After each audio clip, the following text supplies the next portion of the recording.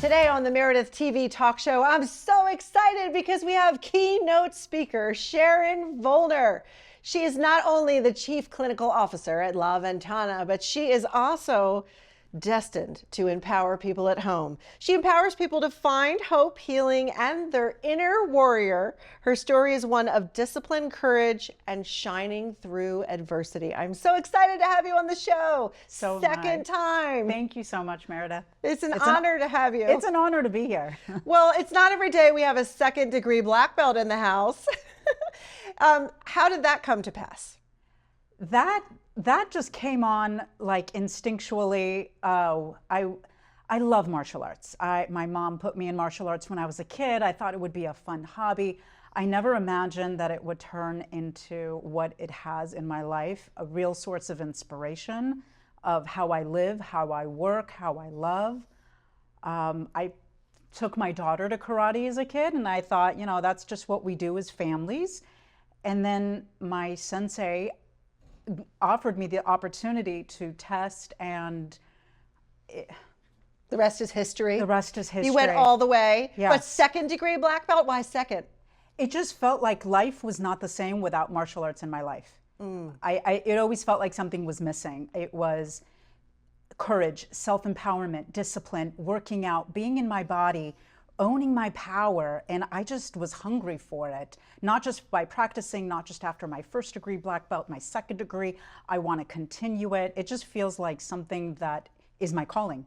Speaking of a calling, you like to teach people through your talks about channeling their inner warrior. What does that mean for you? So I believe that all of us have our inner warrior. Maybe over time we learn to dim our light, we shrink, we mask. And once you find a little piece of courage and strength, it feels and tastes so good. All you want to do is keep chasing it and growing it and developing it. And after I found mine, all I wanted to do was help people discover theirs. I love that. And you say there are a lot of lessons that you can learn on the mat. Give me a few, because I think you could probably go on for days. But the truth is, many people at home, no matter what they do, can benefit from some of what you've learned in martial arts. Absolutely. So when like I said, I came to martial arts to learn a little about self-defense. I didn't realize it would be a complete therapeutic transformation of owning your power, stepping into strength, stepping into courage, facing your fears. I mean, on the karate mat, you are facing opponents, you're striking, you're sparring, and it could be scary. But when you learn to channel your power, that skill you could take anywhere. You could take it at work, at home, on stages. It's just powerful. Speaking of powerful, I understand that you have actually been challenged by your sensei before, and you have had to dig deep, and he invited you to think about what it'd be like, you can tell the story, if Ayla were being attacked. That's your daughter. Yes, so this was a phenomenal lesson, and just a great lesson for the mat and life. He was teaching a class predominantly to the women, and he took us all aside, and he said, you know, who wants to fight me? And we're like, who would want to do that? You're an 8th degree black belt. And I found myself shrinking and thinking, no way. And then he challenged us and said, what if I was hurting your daughter? Would you fight me then? And I think I was the first one to stand up, and it wasn't a matter of if I could fight him, it was I was going to destroy him. He was basically teaching us to channel our inner warrior, our inner mama bear, the things that we would do for people, but would we do that for ourselves? And that was a really strong lesson for me, is learning to not just do it for the people that I love, but learning to do it for myself, and always. I love that, because knowing your history and what you bring to the stages, you're very passionate about knowing when to walk away. And you have walked away from a marriage that didn't serve you, but it wasn't like an easy peasy lemon squeezy, let me just say, see ya. It was a tough divorce. Yes. And it brought on a lot of challenge over time. And one of the things you recognized when you walked away was you wanted to start over in many ways. One of the things I respect most about you is the transformation that began. Talk to me about what you looked like when you got divorced, and Yes. Look at you now. Yes, so right around the time I was thinking this was not a good situation. I had just had a baby, I was 200 pounds, I was diabetic, it was just not a good situation, and I had realized that I was not happy. And part of my walking away was undoing the things that I did while I was married. So eating differently, living differently, exercising differently. And then I lost over 70 pounds. I've kept it off, and it's just a different lifestyle. The woman that I was no longer served me, and that environment no longer served me. So I changed everything and rebranded, if you will, and I just started new with different information. Well, I've got to say, you are not just an inspiration to people in your audiences, but personally, I've experienced it. I remember having a heart-to-heart with you maybe even 2 weeks ago now, 3 weeks ago, I think it was. And I have been battling with diabetes, and it's type 2. So for those of you at home, that's technically reversible with better choices, some might say, but I haven't been able to. And I think I'm a pretty tough cookie, and there aren't many things I'm not willing to do. And then you said something that nobody had said to me that was such a game changer. You said, like, well, what has worked in the past? And I'm thinking, what is she talking about? And then I realized, I don't know, 6 years ago, I completely reversed my diabetes, but it was a big decision. So what did you say to me? Just go back to it. Start now. Yeah. And I was a vegan, which many people find to be a difficult choice, but choosing life or death, I've watched, multiple generations in my family, as you know, I've shared, lose the battle with diabetes. I just wanted to break the cycle. And I've got to say, 3 weeks in, my blood sugar is perfect. Like I have a glucose monitor, and I almost thought it was malfunctioning because almost 100% of the time with this diet change, that it was the only thing I hadn't done in years. It was that simple. I actually have already stopped taking my medication. Wow. So I need to say that's not just a true friend, but like an extraordinary lesson that sometimes the things might be right in front of us, but I needed to hear from somebody else, just a reflection back. And so I think in life, you get presented with a lot of great influences. Yeah, and that's another beautiful lesson that I just want to share. That was a lesson from the martial art mat. Your time is now. Everything that you've needed to do, why wait? Why set a New Year's goal? Whatever you need to do, start now. If you need to reverse diabetes, let's make a decision. Let's do it. If I were to stand up, 2 people could fit in the pants that I'm wearing right now. Because they just, I'm shrinking at this rapid course, and that's not what losing diabetes is about. I just feel better. Right. And I think the other thing that I want to say about that I love about you is a lot of people want to lose weight. A lot of people want to get healthy, but to your point, they don't have the discipline to do it or the commitment. You have commitment on lockdown. Where do you get that from? And how does that show up and give you results in life and work? So again, lessons from the martial art mat. It's about the lessons that I learned in martial arts. How do you maintain anything? How do you develop your skill set, your flexibility, your strength? It's practice and practice and practice. And we know that in martial arts and sports, but in life, it works the same way. So it's developing non-negotiables. It's every day. I don't negotiate with my sleep. I get sleep. I don't negotiate with waking up. I get up early. I don't negotiate with gym time. I hit the gym, and you know that. You've even prescribed that for me, like, hey, let's take our own advice. It's having non-negotiables, it's starting now, and it's remembering why we started and maintaining that. I thank you, and I think that everybody needs somebody like you in their life to be that light and reminder and reflect back that if we're here and time is precious, then if your time is precious, then it is now. And there's no place like living in the now, because the past can really bring us down if we sink into it too far. And I've found, I don't know about you, being obsessive about being in a goal or achieving something that you haven't can also be very difficult. So I could absolutely see the wisdom, especially a martial art lesson, of being in the moment. Because if someone's about to strike you and you're thinking, like about yesterday or whatever, you're distracted, you're dead in the water, right? Expand on that. So it's really paying attention to what is noise and what is distraction and what really are your goals, and really being able to pick and choose, what do I need to focus on and what am I going to get distracted on? Am I going to get distracted with my phone, with social media, with gossip, with stories I'm making up in my head? Or am I going to be so clear and precise about what my goals are and what do I want to do, and to maintain that? Oh my goodness, such great wisdom. And I think you've proven throughout life that you can let other people rise, and you actually live a life of service. So you're a licensed therapist. Tell me about how you chose family practice and why you love that career so much.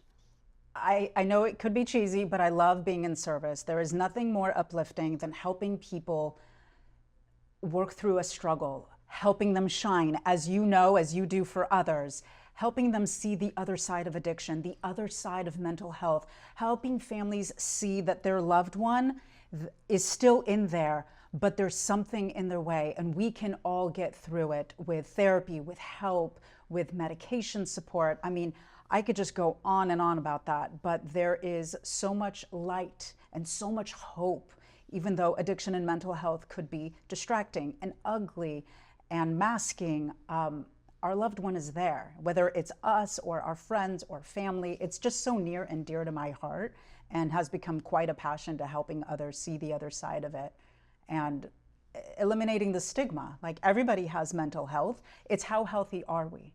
And helping others work through it, work through the struggle. I think it's a great word, work sometimes. I know I never woke up and felt perfect and amazing. And I think I always joke with people that, put me into my grave if I'm done learning, growing, and improving. But I think it's also who we keep the company of. I'm very protective of that because I treasure that you have become an extraordinary friend in my life, not just a light. And I think some of the things that I've noticed is when you're around incredible people, you get incredible inspiration, incredible clarity. I don't take a moment of our friendship for granted. And I'd love to know for you, who are those people in your life? And I know your daughter, Ayla, is a huge inspiration for you. Yes, Ayla is the reason I live and breathe. That's what I refer to her as. But like you, I believe that iron sharpens iron. So I keep a very close circle of really phenomenal people that I respect, much like you, much like the owner at La Ventana, Steve Zamaripa, who's a colleague and friend, my sensei, Master Faribors Ajak, my tribe, my black belt family. So it's focusing on not getting distracted with people that are creating noise, leveling up, and being with people that energize us, that see the greatness in us, that lift us up. I think that there's such a great deep message there. So why did you choose to speak? I know it wasn't initially on your radar, but you're an extraordinary, I've seen standing ovation keynote speaker. So tell me what drives you to speak. I believe that my story is no different than many. So if I share my story is no different than maybe several people in the audience. And if I could create an influence, if I can create an inspiration, then that's what I want to do. I want to spread the strength. And when we help each other in community, it's kind of like that saying, when you help a child, you help their family. When you help the family, you help their community. And that's what it's about. It's lifting each other up. I think there are very few people, you could tell me some statistics I'd love to hear, that are second-degree black belts. Tell me about that. Well, the statistics are about 1 in 10,000 take a karate class, about 1 in 1,000 attain a black belt, and I have 2. Amazing. So we're in very, very special company, and I'm honored. So it is also because not everybody's willing to go all the way. And my experience of you is you don't do things, and this is my show, so I can say it, half-assed. You are all in. And I love that about you. So what else is the driver behind going all the way? Because I think so many people get so far in life and they're like, I'm good. I think it's called, you might say, getting too comfortable. I think your boss, from what I understand, has been an influence in pushing out of comfort zones for you. But there's also the you part. You say yes to these extraordinary challenges. And I think that's amazing. But why? Yes, I believe that when we stop growing, we stop living. And when we stay stagnant, bad things happen. I was stagnant when I was married. I was gaining weight. My health was not great. I wasn't happy. And I just lived in this bubble. And once I burst out of the bubble, I felt like my life never felt so great. And so we have to grow and to thrive and to level up. And that's black belt living. That's never settling. It's never staying small. It's continuing to grow and grow and grow. And I don't know that I'm done at second degree. I love to continue to train and grow and stay challenged and learn. And I have a zest for life, and that's definitely black belt living. Okay, so more on black belt living. Is black belt living for everyone? Can everybody push to their highest level, or do you believe some people don't have it? You have to want it. You have to want it. And change happens with inspiration or desperation. So if you're staying stagnant, you're going to, it's a sad state to be in. But desperation and inspiration usually moves people to move higher and further and farther. And once you get a taste of it, you don't want to stop. It's so true. In fact, I love being open about this because people are shocked when you speak openly about mental health. But I had 3 deaths in rapid succession. And I remember my therapist, I call her Fiona the Great. That's how she's saved in my phone. When she was helping me through it, she said, there's something coming, Meredith. And I said, really? She said, yeah, it's called the extraordinary comeback. I was coming back not just to myself, but in a bigger way. Like this past year has been my best year ever as a speaker. And I feel like that was the same for you. And is that what black belt living is? Like if you were to wish it for somebody and they can find the courage to push out of their comfort zone, where do you start? You start now. You set a goal. You make a decision. So I imagine many people have things on the shelf that they're thinking about, a decision they want to make, a conversation that needs to be had, a dream that they just maybe didn't feel ready for. But what I've learned in my training is that you can have 10 seconds, you could do anything. So you don't have to have it all together, but if you can put together 10 seconds and another 10 seconds and another 10 seconds, now you're creating stuff. So really, you just need to start 10 seconds at a time, making a decision, sending a text, calling someone, saying a few words, just moving forward, not staying stagnant. And I don't want to preach about false positivity because I don't want to mislead anyone that life is always wonderful. No. It's not. But when you are moving forward, when you have goals that you're working on, you're connected to wonderful people around you, things can move in the right direction for you. You just need to have 10 seconds of wanting it, 10 seconds of courage, 10 seconds of making a step towards that thing, maybe asking for help to move into that direction, whether it's losing weight or writing a book or getting back into school or facing mental health struggles. The change and shift will happen. I love it. Great segue to my next question, which is, what is transformation for you? Because at the end of the day, it says a lot about self-respect. What does it look like for you? It looks like loving yourself enough to make the next right decision, whatever that looks like. Well, how did you find the courage to become a single parent? I mean, what was the defining thought? Because I think so many people want to make a shift in their lives, whether it's walking away from a relationship, starting a new endeavor. There's so many things that require courage. So, how did you find the courage? And how do you help others do that? So honestly and humbly speaking, I didn't have the courage for a long time. I was in that relationship for many years and I wasn't happy, but I was stagnant and, I just felt like that's what life is and you kind of deal with it. And, how many people are really happy? And when my daughter was born, every day looking at her, I felt like, my gosh, I cannot do this to her. The things that I was willing to do to myself that I wouldn't do for my daughter. And then out of that grew the desire, I deserve this too. Not only can I give her a better life, a healthier life, a stronger life, I can do it for me too. And so we've done it together. I love that. And the truth is, you've shined through adversity as a single parent, but I've heard you talk about this and I think everybody needs to hear this message. You didn't do it alone. Talk to me about the tribe you've created as you went through divorce and life. Yeah, so I asked for help. At one point you had a therapist friend and... Yes, it sounds like a joke. Guy walks into a bar. No. A therapist, a lawyer, and a black belt walk into a bar. Now, I'm not saying it has to be a therapist, but it sure does help to have a tribe that are willing to be there for you, to sit in your darkest moment and help you in your greatest piece of vulnerability, which that's what it was like for me. But I walked out of it so tall and so strong, and I'm so grateful. Speaking of grateful, I'll just shout out to Fiona the Great, my therapist. She broke up with me. She's like, you're really happy and you keep coming back. Like, why are you booking over and over again? Well, I really like having somebody from the outside reflect back in.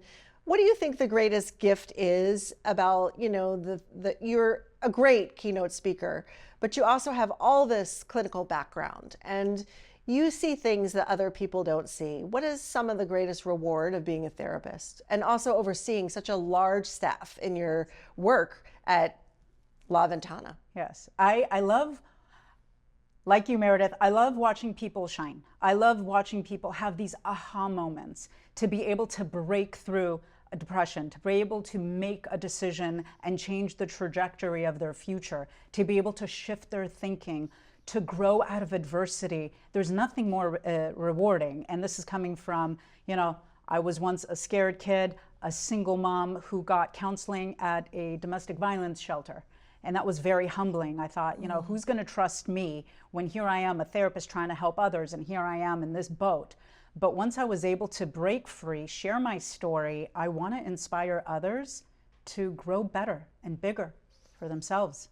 Well, there's no question that you do that every day. And I have to say, I'm so thankful that you've been not once, but twice on the Meredith TV show, because you are incredibly inspirational. You always bring it.